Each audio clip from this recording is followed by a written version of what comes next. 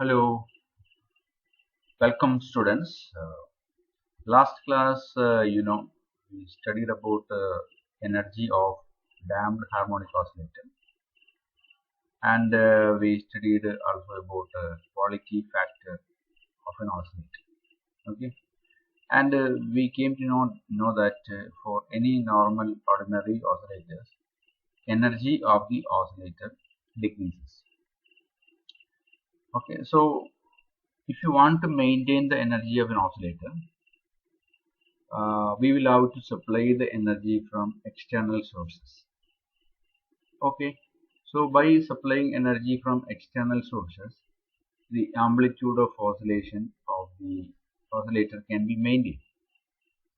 Okay, so such oscillators are called externally driven oscillators. Externally driven oscillator. So in an externally driven oscillator, whenever the energy of the oscillator is diminished or decreased, energy is supplied from outside. For a harmonic oscillator, since we know harmonic damped oscillator, energy continuously decreases. So, if using an external driven oscillator or using an external source, constantly energy can be supplied and the amplitude can be maintained. Okay, so today we will study about such an oscillator. These are called forced harmonic oscillator. Okay, and as we already mentioned, in real oscillations are all damped oscillations because always some dissipative forces operate, so damping will be there. Hence what happens, amplitude of oscillation decreases due to the operation of many dissipative forces. Okay, this is a problem in most of the normal oscillators. And if you want to maintain the oscillation, energy must be supplied to the system from outside sources. Okay, so whenever a body is set into oscillation under an external periodic force, at the beginning the body tries to oscillate with its own natural frequency. So what is mentioned here is, suppose you have a spring system and you are applying an external oscillation to the system, external vibration. So initially, the system has its own natural frequency. We have studied in simple harmonic oscillator. The natural frequency can be found from the equation. Okay, f t is equal to 2 pi the root of m by k. So using that period and subsequently frequency can be calculated. So that is called its natural frequency. Natural frequency. But when you apply an external frequency, an external vibration to make it in oscillate or set in oscillation continuously, initially what happens? Spring begins to oscillate with its own natural frequency, but gradually that frequency will die out, get vanished, disappear, and the system will adopt the frequency of the applied oscillator. Frequency of the applied oscillator. Suppose, for example, you have a wire. So a wire is a copper wire. You can stretch that copper wire using some rigid support, and you can keep it in between some magnet. And if you pass an AC current through the copper wire, initially copper wire start vibrating its own natural frequency. You have the idea about vibration of wires. Okay, so initially it will vibrate with its own natural frequency, but as the frequency changes and as the time goes on, you will see that gradually the wire start to oscillate with the frequency of the applied voltage. Applied voltage. Okay, so there is a switching from its natural frequency to frequency of the applied force. Here in this case, applied force is due to the applied frequency of the current or voltage you have applied. So wire has its own natural frequency, applied voltage has its own frequency. So initially, suppose f0 is the frequency of vibration, gradually it will switch over to the frequency of the applied voltage. I hope the idea is clear. Okay. So that is what is mentioned here. So such oscillations are called forced oscillations. Okay, whenever any body, okay, any body is set into oscillation by applying some external oscillating force. Okay, that is the condition, external oscillating force. So then such motions are called forced oscillations. So we will develop the theory of such a forced undamped oscillator. We have two separate classes. One is forced undamped harmonic oscillator, and secondly we will study about forced damped harmonic oscillator separately. Okay, first let us begin with the forced undamped harmonic oscillator. Undamped means there is no velocity dependent force acting on the oscillator, as we discussed in previous classes. So that means there is no gamma here. Okay, there is no velocity dependent force. Okay, uh, so then in such cases what happens is we will see that the amplitude of oscillation as a dependency on the applied frequency. Okay, natural frequency is called omega 0 or f0. Applied frequency is called omega. Okay, omega. So we have a spring system here. It oscillates with its own natural frequency initially, and we have applied some frequency manually with the hand. Your hand is here, that is applying some frequency. Okay, external frequency. So two things are working. One is its own oscillation, other one is the applied forces oscillation. So let us show the initial displacement of the body in the x direction, and suppose the applied frequency is displacing the body to the opposite direction. So this way too, initially suppose at the time t is equal to 0, displacement of the body by itself, let it be x, and the displacement of the body by the applied force, let it be equal to y. That is in the opposite direction. And of course we have already mentioned that the applied force is something of an oscillatory type. So we can show that displacement y is equal to y0 sin omega t or y0 cos omega t. Anyway, here cos omega t is shown, we will be using sin omega t. Okay. So consider such a spring mass system, vibrating or spring mass system, and it is applied with a force f of t, that is equal to f0 sin omega t. Okay, so how will you apply such a vibrating force? Simple, as we mentioned earlier, by suppose using an AC current, alternating current. So alternating current can produce some alternating force. That is a good example. Or vibration of a motor, that can be a force. So there's so many ways you can produce external vibration or external forces. So what we have seen is, so when we apply a force f0 sin omega t, what happens? The body gets a displacement y is equal to y0 sin omega t. Y is equal to y0 sin omega t.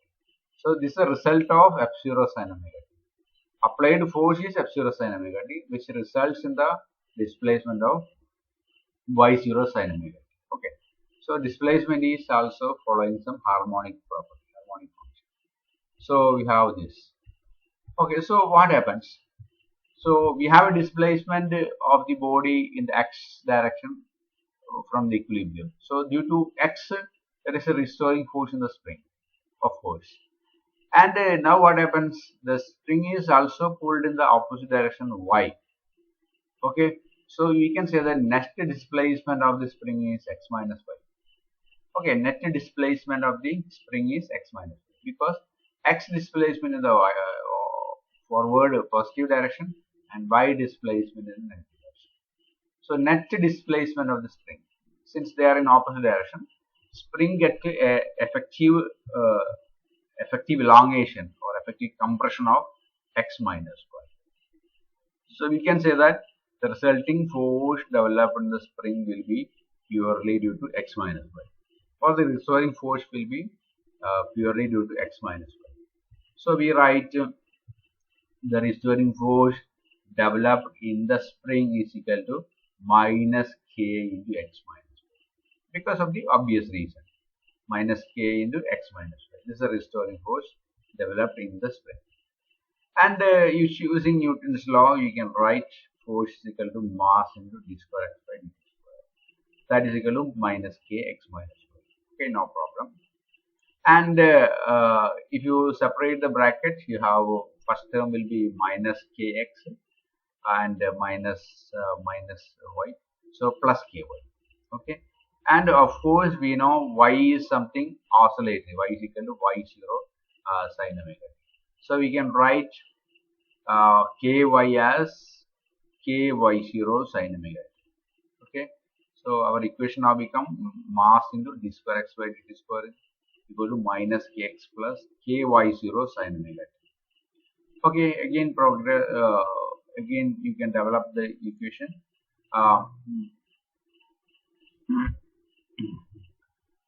How we have developed is ky0, just like a restoring force we set as minus kx. We can say that ky0 is the amplitude of the applied force.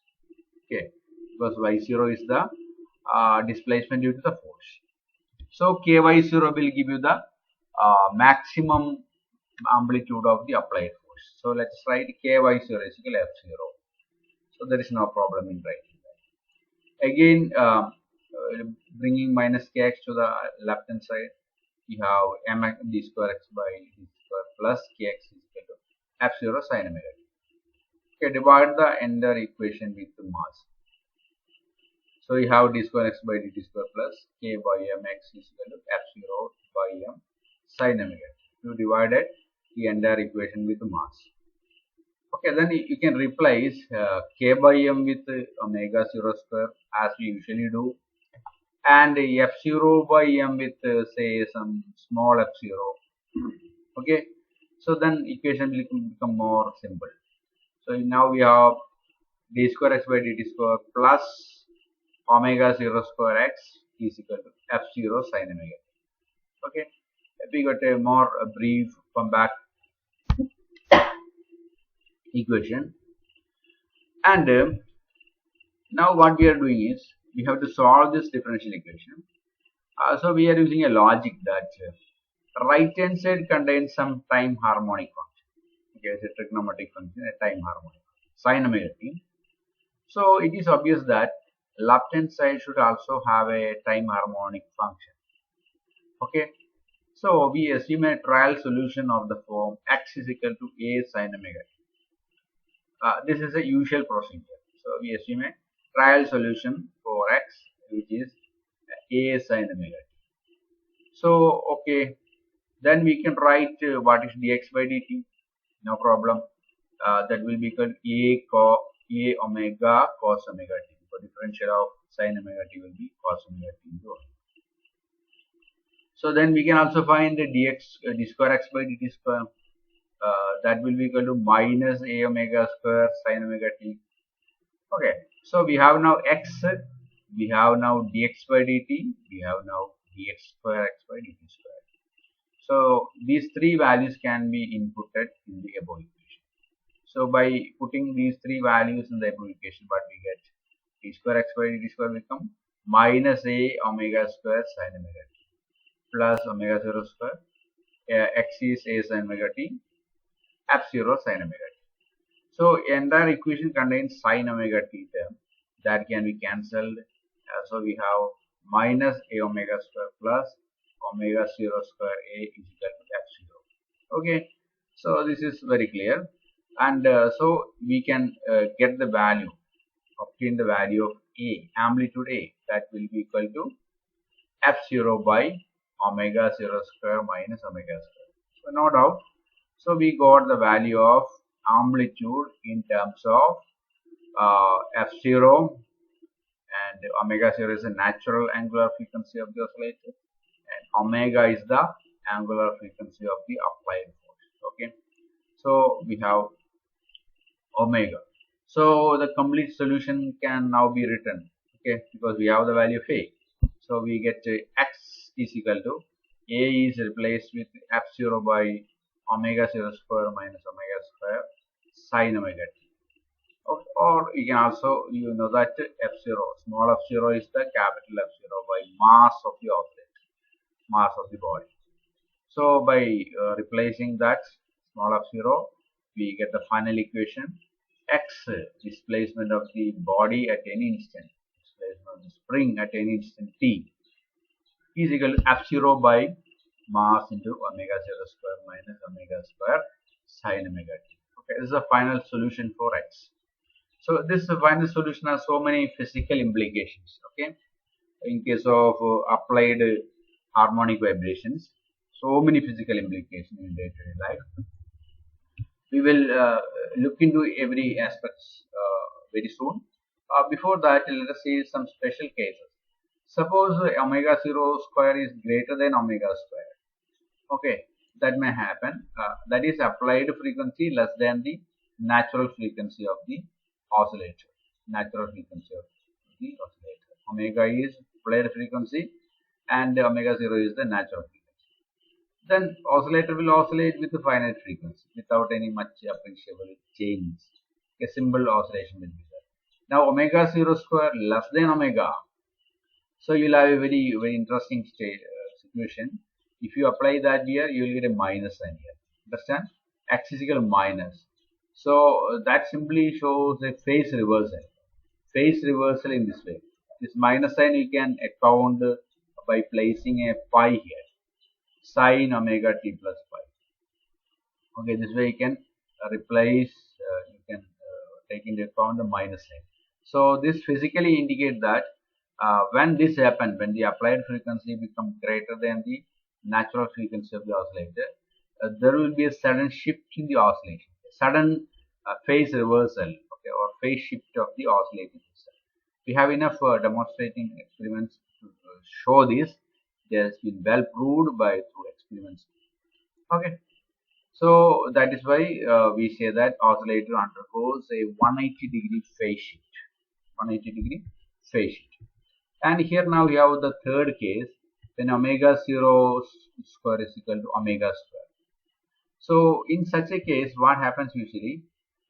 X become infinitely high because denominator is becoming 0. That means we are dividing a term with a 0 value means resulting x will be infinitely high. So physically, what does it mean? Physically, it means that amplitude become high, not actually infinite. So theoretically, even though you can say infinite, but practically it will have a very high amplitude. So that is what is manifested here in the graph. A graph is drawn between amplitude and applied frequency. Horizontal axis is for frequency. You apply different frequency. As the frequency increases, you can see amplitude also increases. Amplitude also increases. Okay, so finally, what happens when amplitude is equal to omega 0? Sorry, when omega applied frequency equal to omega 0, you can see that amplitude suddenly goes up, very high value. And the very next moment, when omega is slightly greater than omega 0, we can again see that what we can see, there is a sudden phase reversal. Sudden phase reversal. Amplitude get phase reversal, inverted. And again, as the omega increases, what happens? Amplitude gradually decreases. Okay, so gradually decreases.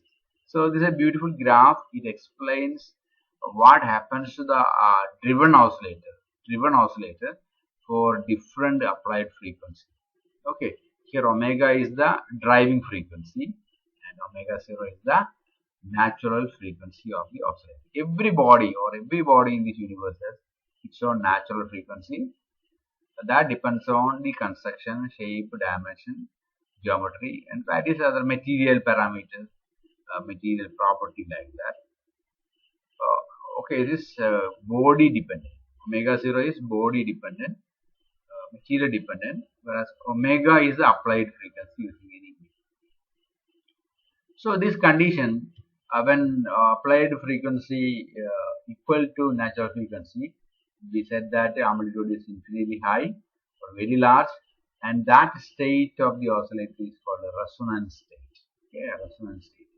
So at resonance stage, amplitude of oscillation will be high, or you can say displacement will be maximum. Okay, displacement will be maximum. We have too many physical examples to show or to quote for this resonance phenomena in nature. Okay, in fact, and this is what is called mechanical resonance. Mechanical resonance. Okay, mechanical resonance you can define like this. It's the tendency of a mechanical system to respond with a greater amplitude when the frequency of its driving oscillation or driving force matches with the system's natural frequency vibration. Okay, so we will got so many examples very soon, then we will understand it.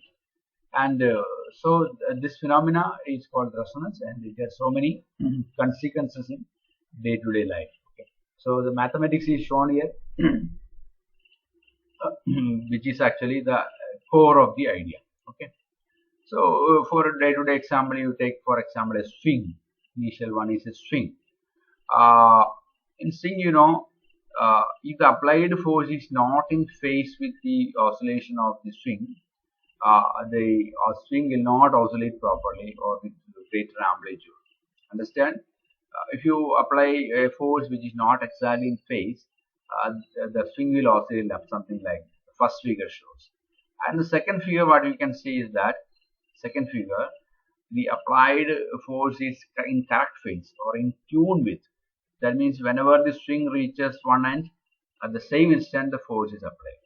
So that every time the string remains in a resonance state or with the oscillate with the maximum amplitude.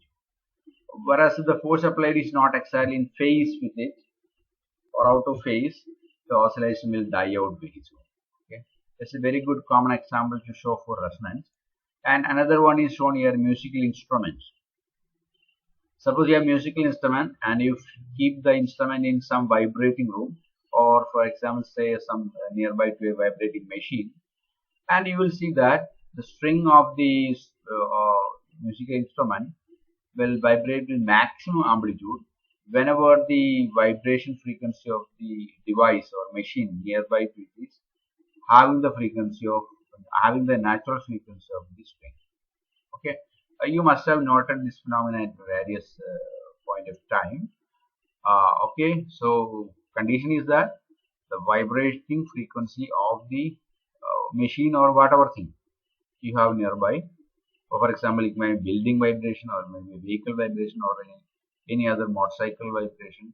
So that matches with the natural frequency of the string, and string will also automatically start vibrating.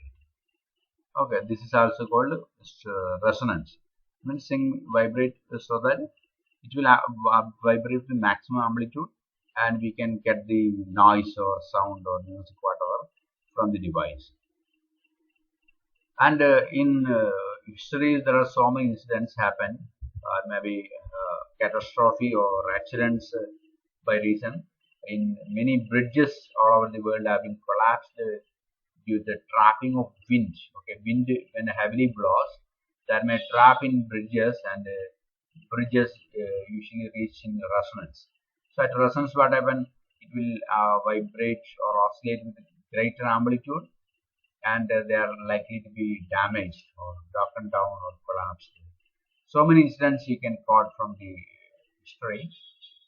And similarly, when soldiers march over bridges, usually they are ordered to go out of phase, because if they march forward in phase, there is chances for the moving frequency of the soldiers may match with the natural frequency of the bridge, and the bridge may get collapsed.